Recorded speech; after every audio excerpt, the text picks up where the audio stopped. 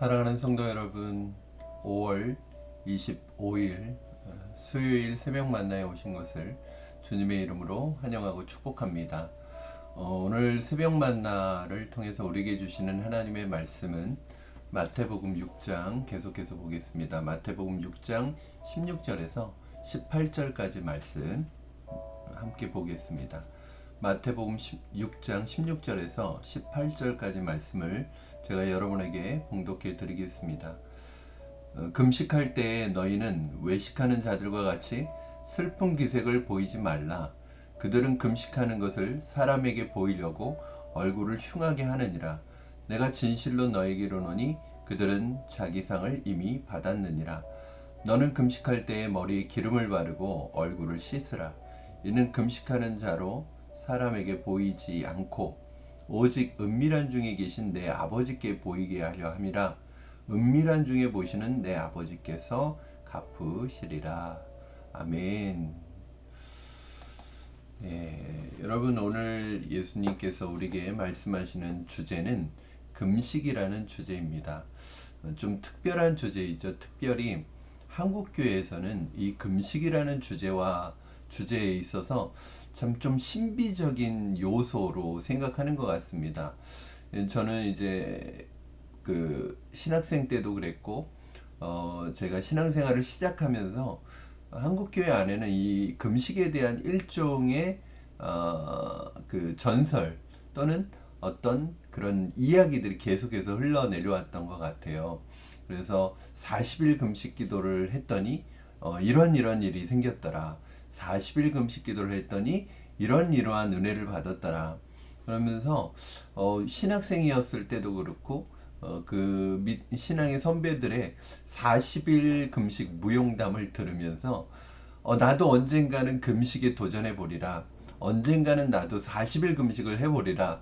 이런 어떤 도전을 받았던 때가 있었습니다. 사실은 이런 것들이 한국교회 안에서는 좀 독특하게 어떤 금식과 관련해서 좀 신비주의적인 영성을 사람들에게 퍼뜨리는 역할을 했던 것 같습니다. 특별히 이러한 이야기들이 한국교회 안에서 금식에 대한 잘못된 인식을 만들어 놓았죠. 마치 금식을 하면 40일 금식을 하면 어떤 신비 체험을 하고 환상을 보고 이상한 것을 본다. 이런 무용담을 많이 들었습니다. 40일 금식 기도를 했더니 무엇을 보았다 또는 목회가 성공했다.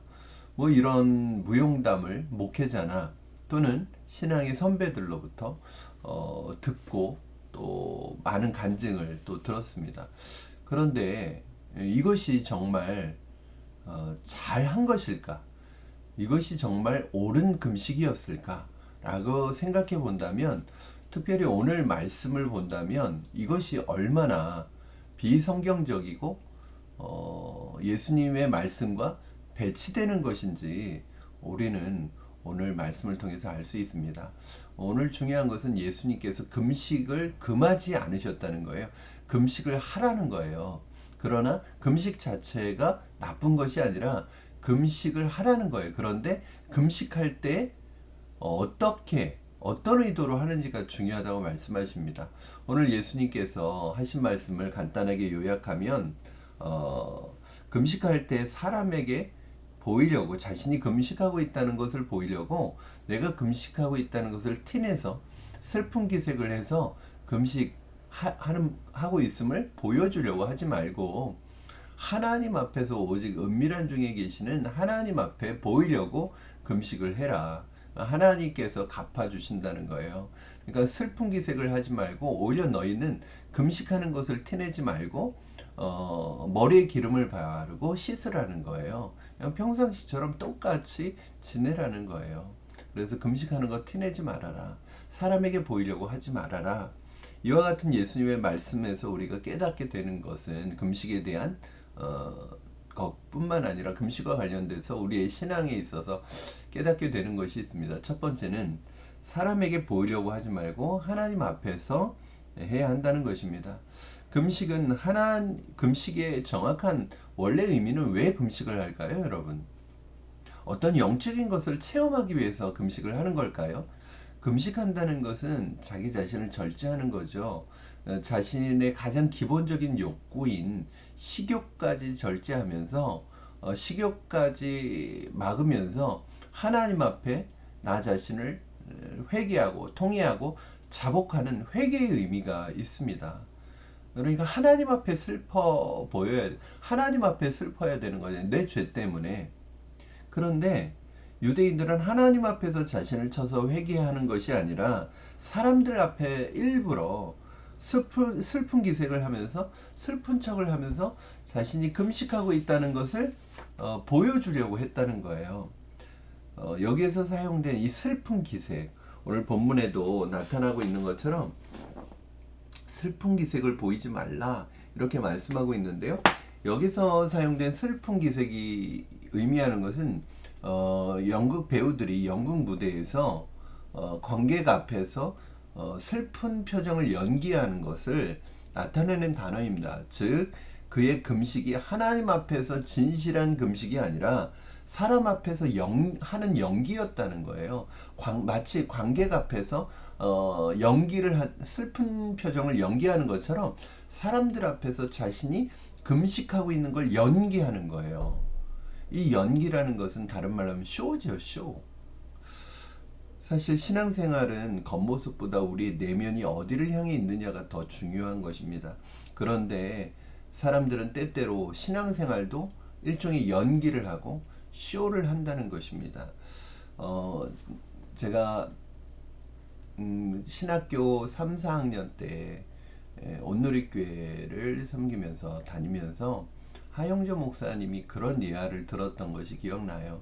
하영조 목사님께서 처음에는 예능인 교회를 하셨잖아요. 그러니까 연예인 교회를 하셨어요. 그러니까 그 연예인 교회는 연예인들이 주로 오게 되었고 연예인 전도를 많이 했죠.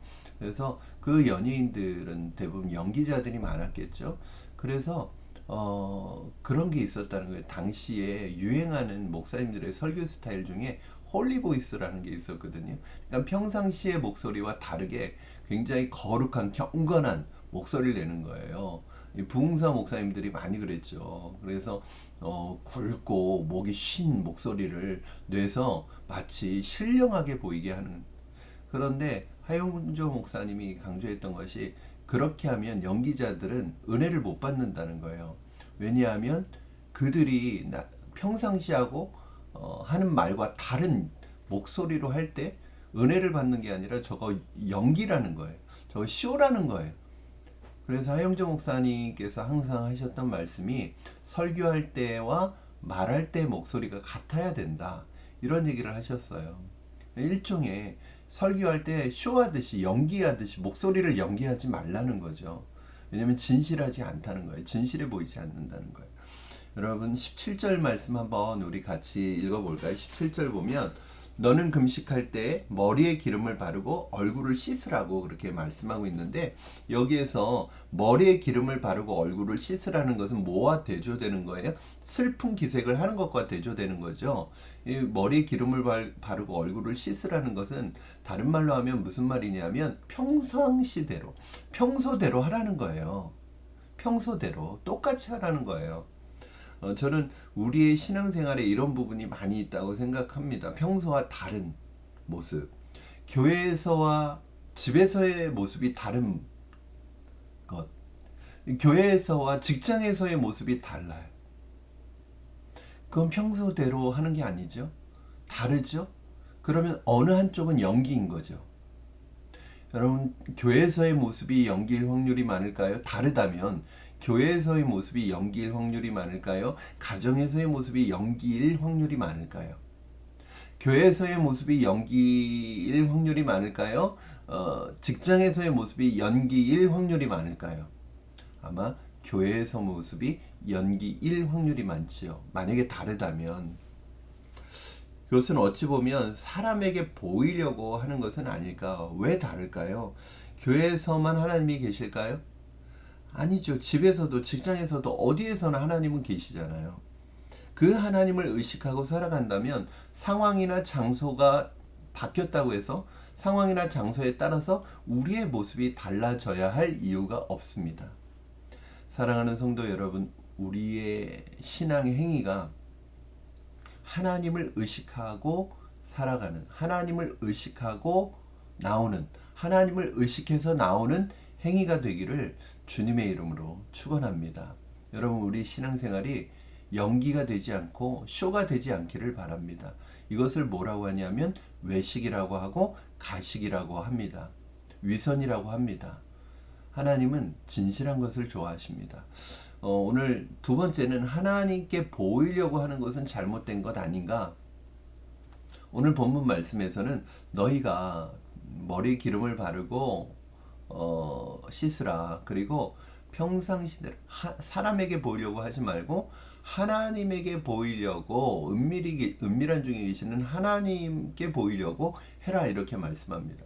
그러니까 어떤 행위를 하는 의도가, 동기가 사람에게 보이지 않으려고 사람에게 보이려고 하지 말고 하나님께 보이려고 하라는 거예요. 그러면 우리는 그런 생각을 할 수 있지 않을까요? 우리가 어떤 신앙적인 행위를 할 때 그 동기가 하나님께 보이려고 하는 것도 좀 순수하지 않은 것 아니냐? 여러분 어떠십니까? 그냥 우리가 그냥 자연스럽게 우리 신앙의 행위를 순수하게 그냥 하면 되지, 뭘 그걸 또 꼭 하나님께 보이려고 할 필요가 있느냐? 근데 오늘 말씀은 하나님께 보이려고 하라는 거예요. 이거 굉장히 중요하죠. 이건 무엇을 말씀하는 것이냐면 우리의 신앙의 행위가 하나님을 의식하고 하는 것이어야 된다는 거예요. 다른 말로 하면 하나님을 의식하지 않고 하나님 없이 내가 하는 행위들은요, 자칫 잘못하면 나의 공로가 되기 쉽고 나의 의가 되기 쉬운 거예요. 내 힘으로, 내 능력으로, 하나님 의식하지 않고 하나님이 주시는 힘으로 하는 게 아니라 내 힘과 내 능력으로 내가 하는 것이 되면, 하나님을 의식하지 않고 내가 하는 것이 되면 그것 자체가 내 공로와 의가 되고 나를 드러내는 행위가 될 수 있다는 것입니다. 여러분, 그래서요, 내 힘으로 내 능력으로 하는 것이 돼서는 안 되고 하나님을 의식하면서 하나님께 보이기 위하여 하나님이 주시는 힘으로 하라는 것이죠. 제가 청년 때 한참 은혜를 받고 있을 때 금식 기도를 작정했어요. 첫 금식 기도였는데 3일 금식을 작정을 했습니다. 처음으로 금식을 20살 때였는데요. 처음으로 금식을 작정을 하고 기도원으로 올라갔습니다. 사람들에게는 3일 금식을 선포하고 기도원으로 올라갔어요. 그런데 그날부터 시작해서 내가 금식한다고 생각을 하니까 너무 배가 고픈 거예요. 시간이 너무 안 가는 거예요. 금식 기도원에 오는 순간부터 배가 고프기 시작하는데, 금식 기도원인데 왜 먹을 걸 또 파는 거냐 말이에요.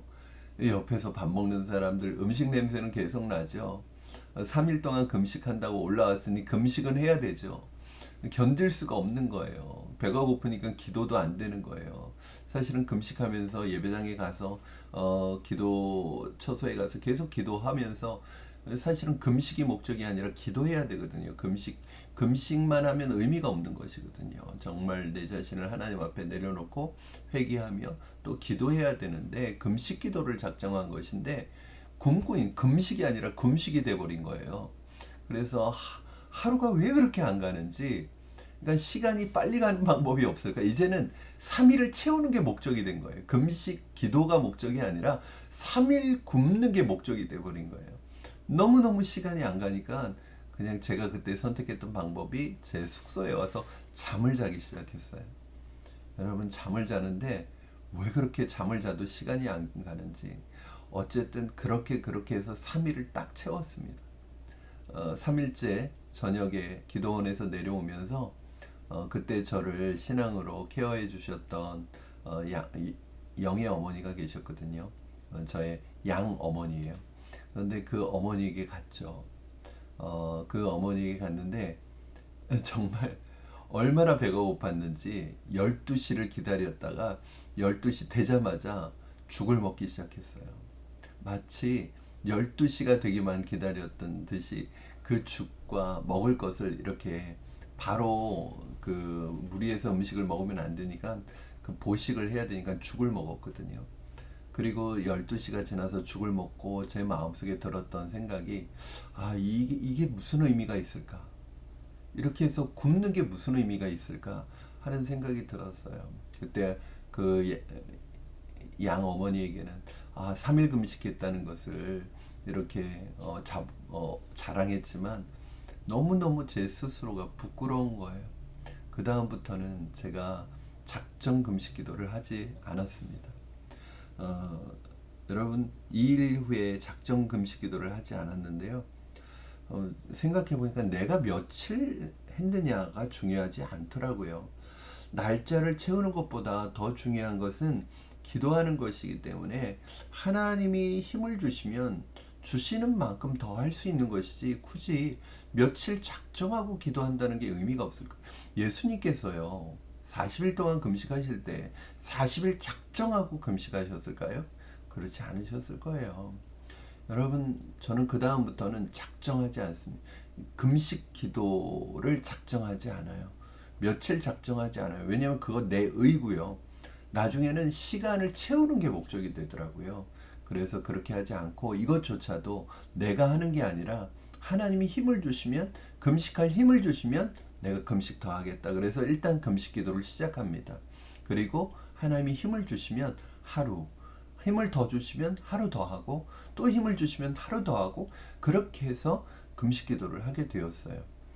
여러분, 그러니까 하고 나서도 어떤 마음이 드냐면 이건 내가 한 게 아니라 하나님이 힘 주셔서 했다는 마음을 갖게 되더라고요.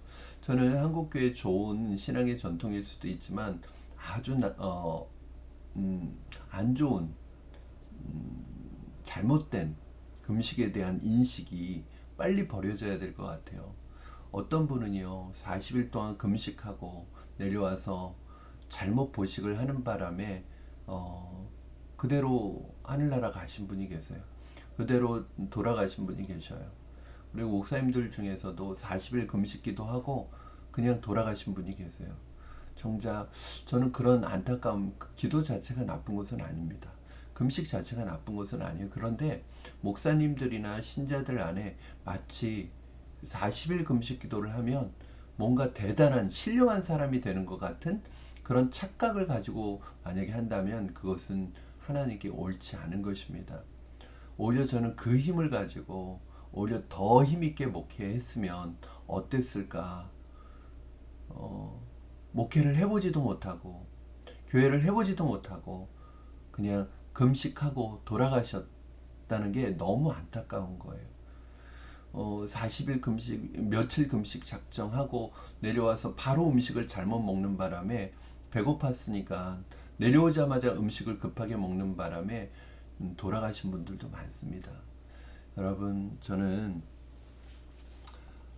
작정 기도하다가 이 잘못된 것들을 보면서 이 자체가 나의 의가 되고 나를 특별한 사람으로 포장하는 도구라면 하지 않는 것이 오히려 낫다는 생각이 듭니다. 저는 여러분이 정말 하루를 금식하더라도 하나님 앞에서 하나님께서 주시는 힘으로 금식할 수 있게 되기를 주님의 이름으로 축원합니다. 마찬가지로 꼭 금식뿐만 아니라 우리의 모든 신앙의 행위가 어떤 사람에게 보이려고 하는 연기나 쇼가 아니라 정말 하나님 앞에서 진실되게 하나님이 주시는 힘으로 하는, 하나님을 기쁘시게 하는 신앙이 되기를 주님의 이름으로 축원합니다. 우리 잠시 기도하겠습니다. 살아계신 하나님 아버지, 감사합니다. 오늘 말씀을 통하여 다시 한번 하나님 우리 신앙의 중심을 점검합니다.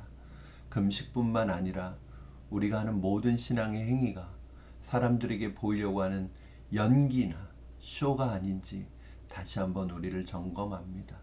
우리가 하나님을 의식하고 살아간다면 하나님은 집에만 계신 것이 아니라, 교회에만 계신 것이 아니라 어디에나 계시는데, 우리가 상황이나 장소에 따라서 우리의 신앙의 모습이 달라진다면 그것은 어느 하나는 지금 우리가 연기를 하고 있다는 것임을 다시 한번 깨닫습니다.